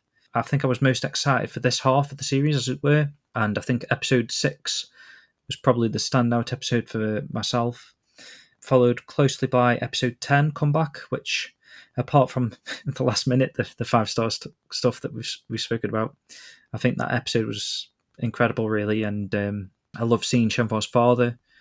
It gave me chills seeing, this moment that felt like back in 2001, it was like the final interaction between Shenhua and her father. Obviously, he pops up again in Shenmue 3, spoilers, but seeing that kind of moment there from the past that I never expected to see in the anime, and other little bits of Bailu Village here and there and earlier episodes, that was gold for me. That was just incredible stuff. So Matt, I want to ask, what are your notable fondest memories that you can remember of from the series as a whole? Wow. I mean, straight up, the Bailu Village stuff is fantastic. Sort of seeing Shenhua with her goat going around the village, interacting with the villagers, seeing like people like Elder Ye and all the other people in the village from Shenmue 3, I thought was fantastic. Seeing those guys get a bit of respect in terms of the Shenmue 3 content. I'm all for that. The scene with her father going off to the cave was epic. Absolutely epic. That could have been in the game. It was that good. It was really, really good. I think, like you, episode 6 is definitely my favorite. I don't know, that still stands out for me as an amazing episode. 10, yeah. I was loving 10 up until the last minute, like you. We share a lot of things, don't we? I think like the Baihu stuff, yeah, it was okay with me. That really irked you. Yeah. The Guilin stuff irked me, like that last episode stuff, but wasn't too bad with you, kind of thing. I think it's everything else we've kind of agreed on, which is broadly speaking, it's a compliment to the anime and the skill, the care, the attention that's gone into the source material. Let's also not forget we've had some fantastic characterization of the side characters and some of their motivations, like Joy, like Ren, like Wong, Jiwing, even Nozomi getting involved, getting captured before the whole Mad Angels thing. In actual fact, I think anime has excelled at that point in giving those other characters more, giving them more character, giving them more to do, giving them more in the story. Because obviously the game's from Ryo's perspective, so it's a little harder to sort of jump scenes and do this, that, and the other. But the anime's done that and done it well. I think it's respected the game source material beautifully. I really do. I think the changes on the whole that they've made make sense. With 1 or 2, as we've just talked about, where we sort of raise an eyebrow here or there. Yeah. And I'll be very, very interested as to how they pick up Shenmue 3's element of this and potentially Shenmue 4, depending on what happens going forward, because they've then got the challenge of the blank canvas. And I think we'll see really how good they are then. And if it's anything like the season 1, if it's anything like a season 1, man, I think we'll be in for an absolute treat with the season 2 should we get it. And I'm hopeful. I think we're in a really good position to get it. I think the numbers speak for themselves. We just need to make sure that we get it now and hammer that home. Yeah, definitely. And the fact that they're carrying on broadcasting it, even I think it's a little bit later in the schedule, but they've decided to kind of just keep rerun it, rerun it. Yeah, it's crazy. So that's testament as well that it must have done fairly well. That they're still confident that it's going to pull some viewership. It's mad, isn't it? It's not even like the last thing. It's like this stuff that comes after as well. I think it's at 3 a.m. or something. It's in the middle of the block, which I found really interesting. It's going to take a massive viewer drop off. We know that. Of course it is, because the people who were like keen on watching it from the start would have watched it week to week.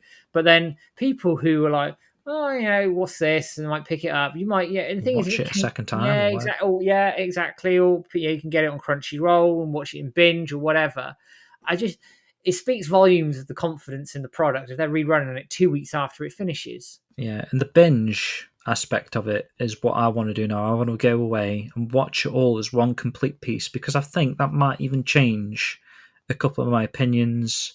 Maybe even like that latter bit there that I just had a little bit of a moan about, but I think possibly seeing that now, having the context of what happens, knowing how they tackled it, it just might open me a little bit more to like it feeling unexpected, because at the time it just surprised me how it happened. It felt like they were rounding things off, and then suddenly they've crammed this massive chunk of a game that I love into like 5 minutes, which, you know, obviously is disappointing. But seeing it again, it might change my opinion somewhat on that. I don't know. I'd like to sit down if I've got like 4 hours spare, however long the whole thing is, and just nail them. Just go through all 13 in one sitting and just see how I feel after that. Why not? Why the hell not? I think that would be fun for one, but I think it'll be enjoyable as well. I think because obviously we've been having to wait week by week for the next one. So just having that beauty aspect of being able to just catch them all in one chunk could be pretty cool, I think. Yeah, I do. Cool. So we'd love to hear your thoughts on the anime series now that it's over. Tweet at us, leave a post on the forums, wherever you want to contact us, make sure you do. Obviously now you can sit back and see the series as a whole and maybe watch them all through in one sitting. So we'd love to hear what you think, guys. But right, so I'm personally relieved that this is the final time I'm going to have to endure coming up with lyrics to a full song within a few days of each week. But yeah, thanks so much for all the kind words for all of the songs I've done over the last 13 weeks. Honestly, didn't expect this to become a segment quite like this. It was literally rhyming words, poems for the first 3 shows, and then I did a song, I think, and then it just carried on from there, and I got positive feedback on it, so it kind of felt like a backward step to not do music stuff. So I hope you've been enjoying them all. Perhaps when I've got a bit of time, I'd like to make a few more, round up all the ones I've done on the shows, maybe put them together as a bit of a free album on YouTube or something. Yeah, called, do it. I've got a title for it, actually. I'd call it, now that's what I call Jim's Poetry Corner 2022. You know, like the Now albums. Yeah. Oh, that'd be quite funny. That'd be funny. So yeah, I'd love to knock up some music videos too. It's just a factor of time, really. But Matt, let's get into today's. I'm going to have to send you the link. One moment. Okay, yep. All right, dude, let's get it done, yeah? Let's crack through it. All right.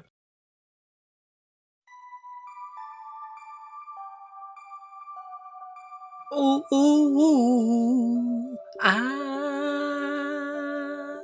I'm gonna get revenge for once in my life.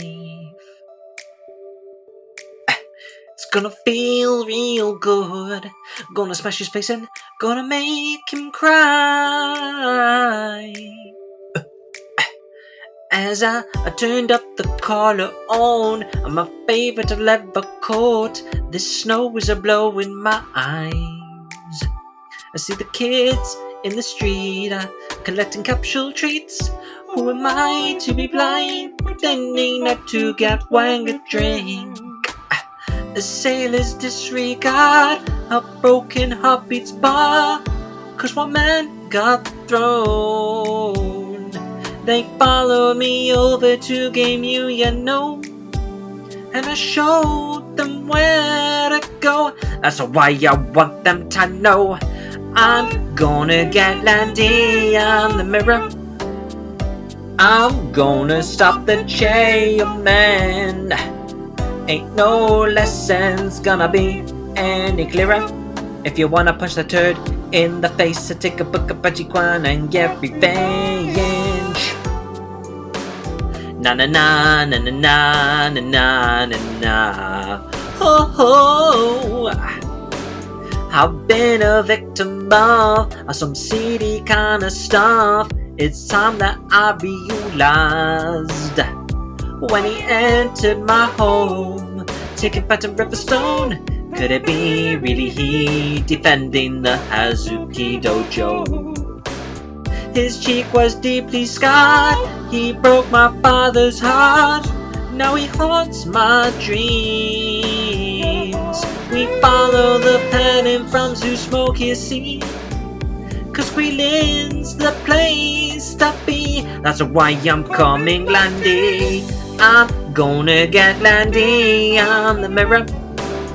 Oh, I'm gonna stop the chairman. Ain't no lessons gonna be any clearer. If you wanna punch that turd in the face or take a book of Bajikwan and get revenge, I'm gonna get Landy and the mirror. I'm gonna stop the chairman. Ain't no lessons gonna be any clearer. If you wanna punch that turd in the face, take a book of Bajikwan and get revenge. I'm gonna get Landy and the mirror. Oh yeah, I'm gonna stop the chairman. Ain't no lessons gonna be any clearer. If you wanna punch that turd in the face, take a book of Bajikwan and get revenge. You gotta get a fight while you got the time.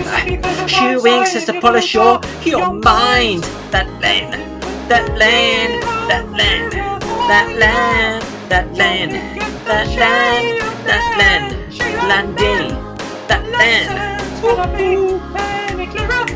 If you wanna punch that turd in the face, to take a book of Bajikwan and get revenge. Woo! Woo! Na na na na na na na na na. Gonna feel real good, yeah, yeah, yeah, yeah, yeah. Na na na Yeah, yeah. na na na na na Oh na. no, oh no. I'm gonna get revenge. It's gonna feel real good. Shenmue tree. Just to train yourself, fucking lot it. You got to spar with yourself now. Oh, get revenge. I gotta get revenge today. Oh, you got to spar with yourself, oh Fukuhara. Oh, yeah. You know. Move aside any sand. Goddamn. You got Tom's move. Shenmue. You got to practice and train yourself now. Ooh, ooh, ooh. Ow! Yeah. Get free. I gotta get revenge, Shenmue. Chiyo man, Chiyo man, Chiyo man, Chiyo.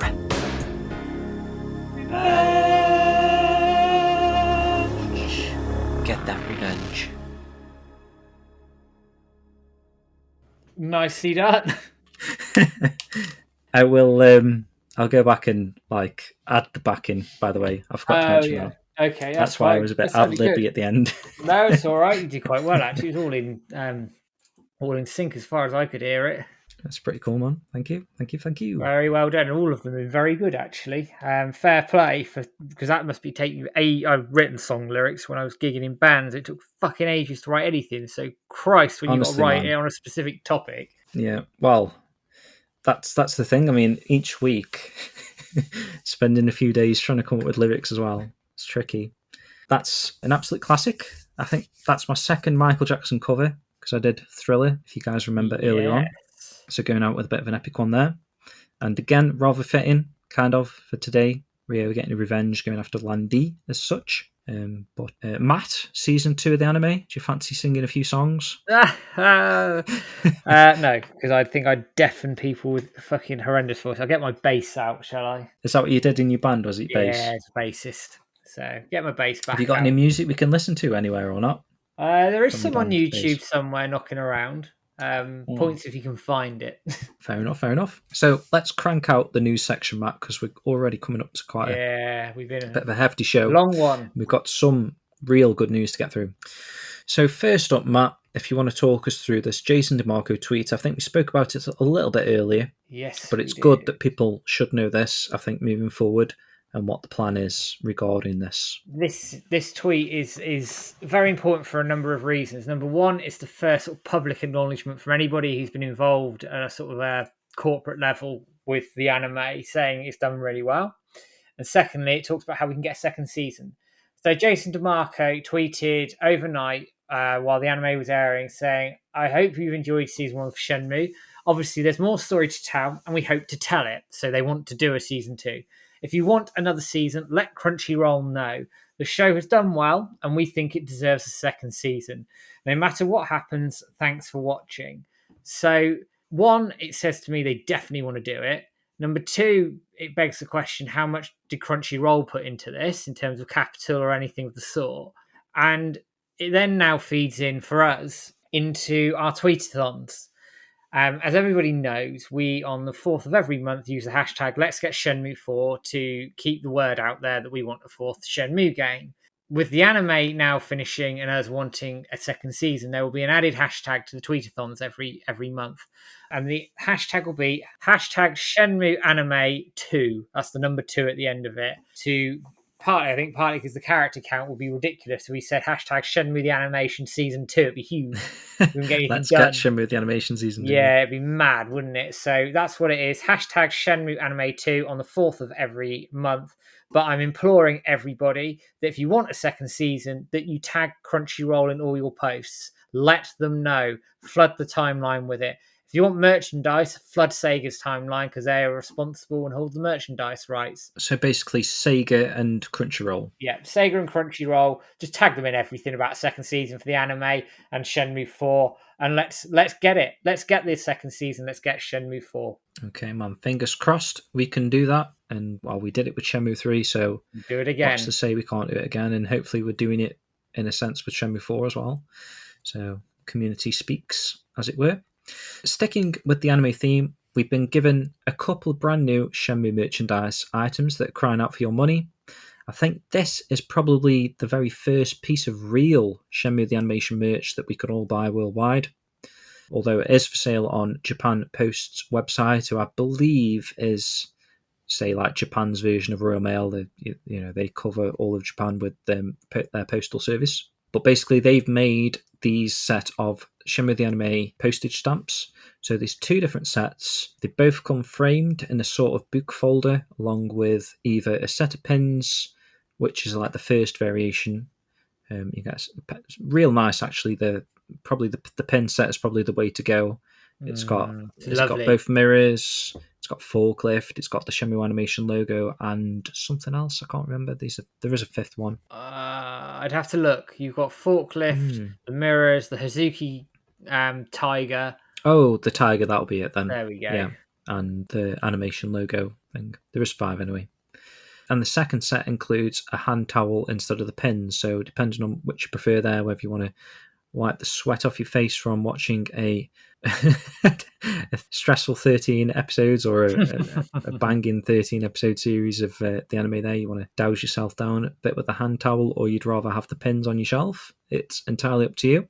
And they're both available to buy easily if you live in Japan, or like I said earlier, they do worldwide shipping. The only caveat is that it's through a shipping proxy called Bai. So I'll link for the websites in the show notes here if you want to go through this and buy these stamps and pins and hand towel or whatever. But basically, if you click the international purchase button, you'll be prompted to make an account with Bai. I assume I've already got one, so yeah, I didn't have to make one, but I assume it would ask you to make an account, and then you can purchase that through them. And then when the items are released, Japan Post will mail them to Bai, and then Bai will let you know that they've got them, and then you pay for the international postage, and then they'll send them your way, basically. Mm-hmm. So yeah, some amazing stuff going on there, along with the Yokosuka event that's happening. I think we've got wave 2 and 3 of that still to come as well. They're coming, aren't they? Yeah, so fingers crossed for other stuff as well in the anime merchandise line, like a soundtrack and a Blu-ray. Oh, come on, yes, please, give us that. I want those now. Yeah, have you got these stamps, by the way? Did you pick them up? Yeah, I bought both bits and pieces. It cost me about 60 quid all in with the buy fee. Obviously, I'll pay for the shipping, but that's for the both sets. It's not too bad actually. Not too bad, yeah. So obviously it'd be half that price if you got one of the sets or Yeah. era thereabouts. So yeah, check that out, guys. And then literally as soon as I mentioned this last week, this piece of news, we got an update. I knew we would. Limited run. They're now shipping, or for the most part, they've already shipped the majority of these Shenmue 3 complete collector's editions out. So check your emails, check your dispatch information or your tracking or whatever, log into your account and just check the status of yours if you've ordered one of these. And especially for people like me that have ordered a stupid amount of stuff like some of the Shenmue 3 records and the CD soundtrack and the empty boxes or whatever. Basically, it's been waiting on this complete collector's edition. So now that's been sent, everything's been sent. So it's going to be a very happy Shenmue 3 day coming up eventually soon. Yes, and I will do unboxings of the limited run and also the stamp set when they arrive. Amazing. Looking forward to that, man. Also, I'll give a brief mention that the Sega powered issue 3 magazine's available now. You can grab and you can get it pretty much within a couple of days if you order it now. I've already got my copy. It's fantastic. It comes with a free Shenmue postcard too. Top quality stuff. Me and Matt actually helped to design some of the Shenmue stuff that's inside this magazine because there's a massive feature on Shenmue. There's a page dedicated to the dojo actually. Me and Matt have got a few words in there. There's a little bit on Shenmue World. We wrote the Shenmue facts pages together, and the quote, like there's some Yu Suzuki quotes in the middle there. So we handpicked them out, which was pretty cool to be involved on this sort of project. So pick this up if you haven't already, guys. So next up, Matt, we had a fantastic live stream. I think it was Friday just gone, right? It was indeed, yes. Okay. And obviously that was part of the ongoing Yokosuka events that I just mentioned previously. So this was a stream with Ezra, Yu Suzuki, Masaya Matsukaze, who's obviously the Japanese voice of Ryo Hazuki, and also Yu Kiyozono, who is the anime producer. He's from Telecom Animation Film. So obviously you can expect a lot of questioning regarding the anime in this sort of like a Q&A. It's well worth a watch, and I think even though it was all in Japanese, I think YouTube's actually picked up the English subtitles now if you click on the CC button. Don't hold me to that, but I believe it has. Someone mentioned that, I think, the other day, unless they were on about something else. But yeah, have a look at that. Hopefully we'll get a translation soon, or at least a summary of some of the stuff that was asked and answered.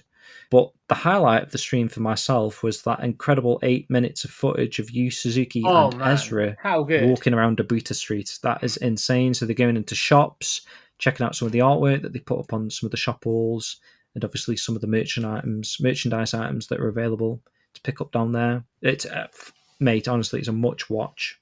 And we've actually segmented this chunk of footage out on the Shenmue Dojo channel if you want to check that out as well.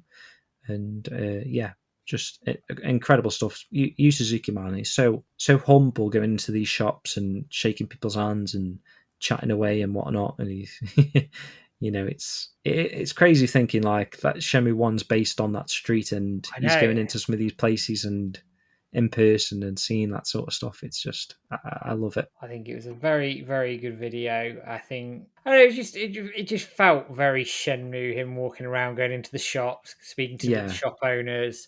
It just fitted. And also, I've never done the pilgrimage, so for me, seeing all of that sort of first hand in some respects, really cool. I intend to do it one day, but I think it's just a really cool, good idea, very well put together. And we'll see where it goes going forward with the anime and all this sort of promotion that's going on in Japan. They're obviously heavily promoting it. So fingers crossed it does as well in Japan as it has done this side of things. If it does, I think we've got to get a second season. Yeah, definitely, man. It was heartwarming actually seeing some of the shopkeepers and the people spotting Yu Suzuki and knowing who he is, and I'm assuming he's brought quite a bit of business to their shops as well. In the long term. They must know who he is and what their involvement is and that sort of stuff. So next up, Matt, this is another good. We've got loads of news this week actually, but this 110 Industries have Not announced anything as such yet. We're still hanging on for that. But they have released a Yu Suzuki video interview. If you want to talk about this a They little bit, this was have. good. So this, I mean, I'll give 110 a bit of credit first, where it's due here.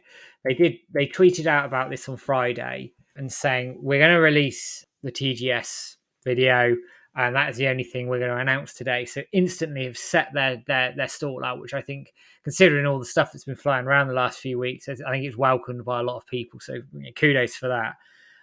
We had a 22-minute interview with Yu Suzuki where he talks about his career.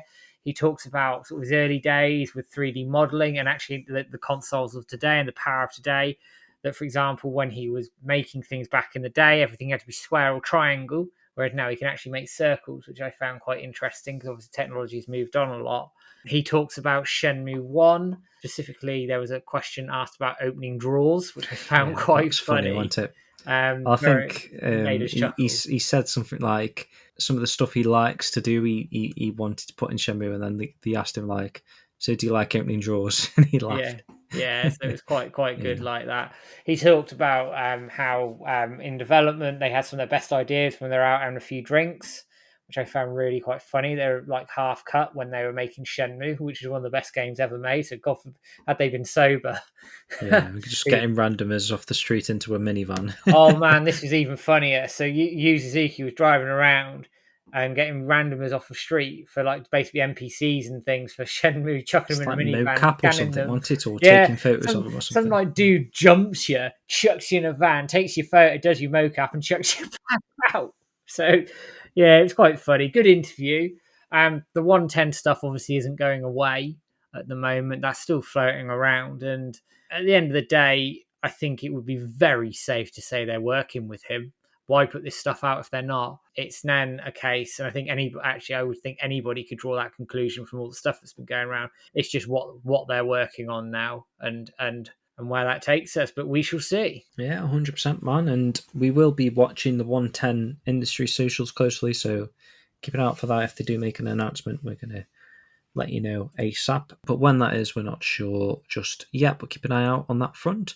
Whilst we don't have a plan to do a weekly stream or show moving forth, we are planning on pushing some shorter videos out to keep you updated with any Shenmue news that comes out. And show-wise, we'll still have that show that we keep mentioning we recorded already before the anime series that we're going to push out soon, and we're also in the planning stages of an anime roundtable show too. So if you have found our show from watching the anime, don't leave just yet, as we have more great content planned on the horizon. But with that all being said, Matt, let's jump into the final forums post segment of the series. And actually, just realised we're never ever going to able to round up any forum posts feedback for episode 13 because we always go like an episode before, unless we find somewhere to do that. But do it on the round table. Possibly. But hopefully you've enjoyed it all. So regarding episode 12 guide post, here are some of the posts we've picked out to read today. So I'll start us off with Kintor, who says, a natural enough conclusion to Joy's arc. Seems the new backstory was to justify how she ended up in the Yellowhead building. Likewise with Wong, some newfound motivation to better himself, to explain why he's risking his life, and again, how he ended up in the Yellowhead building for the final act. These were never plot holes in the game, but I'm still glad that the anime took the time to elaborate on the side characters. On the flip side, I'm less impressed by what they did with Baihu. The fight was decidedly underwhelming, clever to tie in the wood, satisfyingly pay off, yet the character choreography itself was lacking, too short, and you never get a real sense for the unstoppable powerhouse Baihu is in the game. I just hope episode 13 delivers on a really epic fight to end the series, for now, on a high note. There you go. I mean, it's something I'd agree with the Baihu fight. I think it's actually a common theme looking at these. It is a common theme throughout all these comments. So here we go. So Daniel Mann, the Baihu fight kind of sucked compared to the game. There you go. Yeah. That's still one of my favourite fights in the entire series thus far. So it's a bit of a letdown to see it underplayed in the anime, and it's the same for me. I kind of like the expansion of Wong and Joy's roles here. Again, it does echo what happened with Yokosuka crew in the first half. I mean, the segment with Wong, with Yandazu, was pretty much Terry and the forklifts all over again. But it does really play out the idea of keep your friends close. It's been powering the entire series thus far, and I really like it. And finally, the helicopter moment. Had a feeling the episode was going to end with that, and they delivered. Boy, that helicopter moment is still fucking badass. All right, 12 episodes, finale next week. It's been a fun ride. Yes, that helicopter stuff was badass. So, comment from a guy called Sayum. Is it? Or Sayum? Not sure. I'm not sure. Say, maybe. Besides the Baihu fight, this was a great episode in my opinion. Chills heading up those final stairs and opening the door to the rooftop, and I loved Wong's spiel about Rio early on. They also did the Yuan stuff justice as well, which is nice.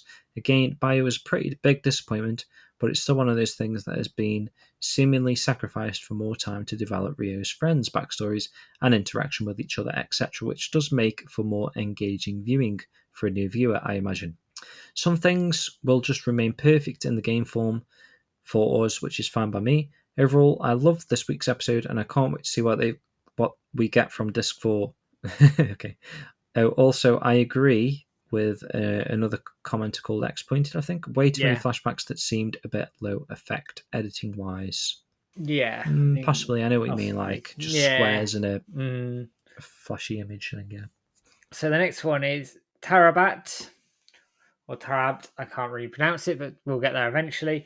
Great episode, and people getting too caught up in by being defeated easily. Rio had to learn the way for 3 episodes, so plenty of backing going into this.